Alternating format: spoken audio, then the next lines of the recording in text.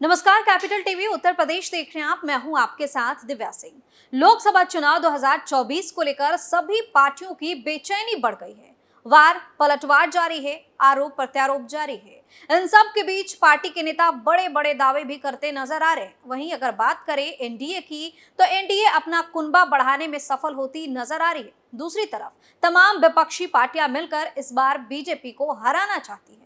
इसी बीच यूपी में लोकसभा चुनाव से पहले समाजवादी पार्टी अब नया प्रयोग करती नजर आ रही है। सपा अब पीडीए के साथ मिलकर कुछ नया प्रयोग करने की तैयारी में है। इस बात के संकेत बीते दिनों ही अखिलेश यादव देते नजर आए। देखिए ये खास रिपोर्ट।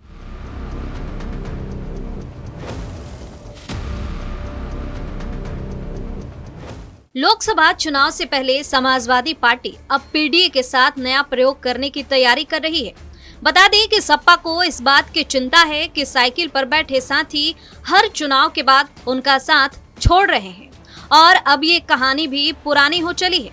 अगर बात करें 2017 की, तो विधानसभा चुनाव से पहले गठबंधन के प्रयोग वाली राजनीति का सहारा सपा ने लिया था, लेकिन पार्टी और गठबंधन को इस चुनाव में इतिहास की सबसे बुरी हार का सामना करना पड़ा। पार्टी इस चुनाव में केवल 47 सीटें ही जीत सकी थी। इस चुनाव में सपा का गठबंधन कांग्रेस के साथ था। इस करारी हार के बाद सपा और कांग्रेस के गठबंधन में दरार पड़ी, फिर दोनों पार्टियों के रास्ते अलग हो गए।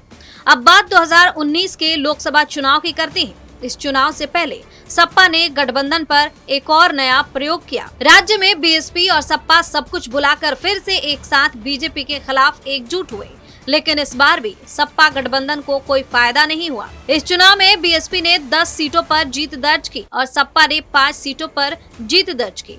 बीजेपी गठबंधन ने इस चुनाव में 64 सीटों पर जीत दर्ज कर ली, जिसमें अकेले बीजेपी ने 62 सीट जीती। वही चुनाव के बाद सपा और बीएसपी में खटपट बढ़ी और फिर से दोनों के रास्ते अलग हो गए। बड़ी बात तो ये है कि ये सिलसिला यही खत्म नहीं हुआ। फिर से 2022 के विधानसभा चुनाव से पहले सपा ने एक नया गठबंधन बनाया। इस बार गठबंधन में कई छोटे दलों को जगह दी गई। सपा के साथ रालोद, अपना दल, कमेरावादी, महान दल, प्रसपा और सुभाषपा का गठबंधन हुआ। हालांकि बीजेपी के सामने ये भी नहीं टिक पाई और इस महागठबंधन को भी करारी हार का सामना करना पड़ा। इस चुनाव में सपा की कुछ सीटें बढ़ी, लेकिन फिर भी पार्टी को बड़ी हार का सामना करना पड़ा। वहीं चुनाव में बीजेपी गठबंधन ने 273 सीटों पर जीत दर्ज की, जबकि सपा गठबंधन को केवल 125 सीटों पर जीत मिली। इसमें रालोद को 8 सीटें और सुभाषपा को 6 सीटें मिली थी। इस चुनाव के बाद फिर से गठबंधन में खटपट बढ़ी और हर बार की तरह गठबंधन से महान दल, प्रसपा और सुभाषपा की राहें अलग हुई। बीते निकाय चुनाव की अगर बात करें तो इस दौरान भी गठबंधन में खटपट देखने को मिली। इस चुनाव में जयंत चौधरी और पल्लवी पटेल ने सपा के प्रत्याशियों के खिलाफ मैदान में अपने उम्मीदवार उतार दिए।